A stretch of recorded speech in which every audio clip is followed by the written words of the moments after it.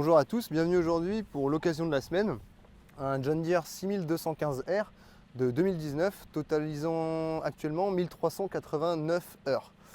Voilà, le tracteur est équipé en pneus avant de marque Mitas.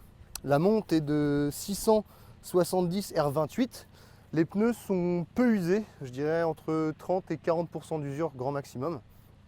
À l'arrière, nous sommes aussi en pneus de marque Mitas.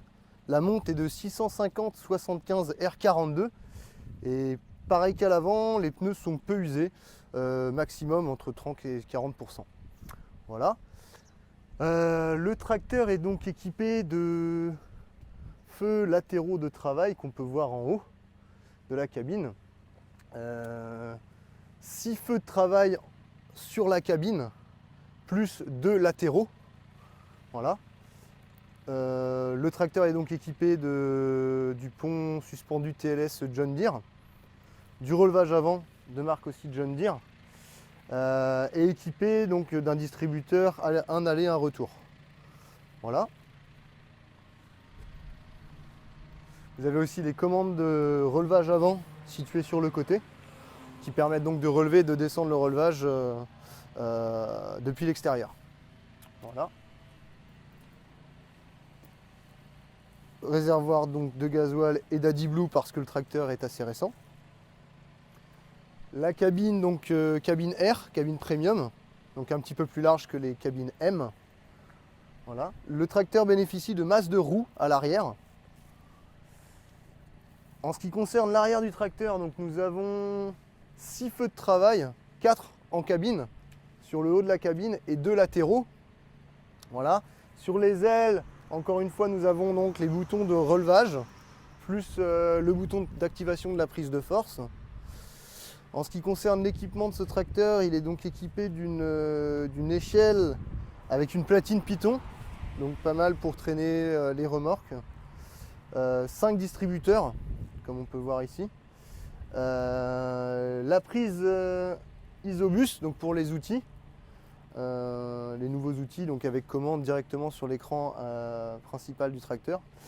Et ce tracteur est aussi équipé des freins pneumatiques, donc c'est pratique pour notamment les nouvelles remorques et pour pouvoir rouler à 40 km/h en charge. Donc nous voilà à l'intérieur du 6215R. Donc comme vous pouvez le voir, le 6215R est équipé du command arm, donc avec toutes les fonctions disponibles ici. On peut commencer par le bouton de prise de force, les distributeurs donc 4 et 5, les 3 autres distributeurs sont ici. Ici nous avons donc les commandes pour tout ce qui est feu, radio, climatisation, voilà. Le relevage arrière. Le monolevier donc complètement configurable, on peut donc configurer dessus donc un distributeur, le relevage avant, etc. Donc complètement configurable. La grande console, avec le tracteur qui est donc tactile et aussi qui peut être utilisé avec la molette et les boutons. Ce tracteur est activé auto-track et contrôle de section, mais est vendu sans le récepteur Starfire. Voilà, donc pas d'activation à racheter, mais une antenne est nécessaire pour pouvoir faire de l'autoguidage.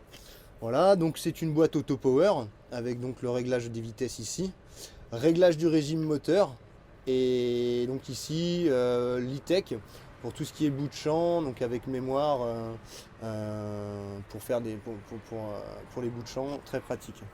Voilà, enfin l'option, la barre pour les contrôles d'outils arrière, donc barre en option, et ainsi que le rétroviseur pour pouvoir bien atteler la remorque lors de la marche arrière.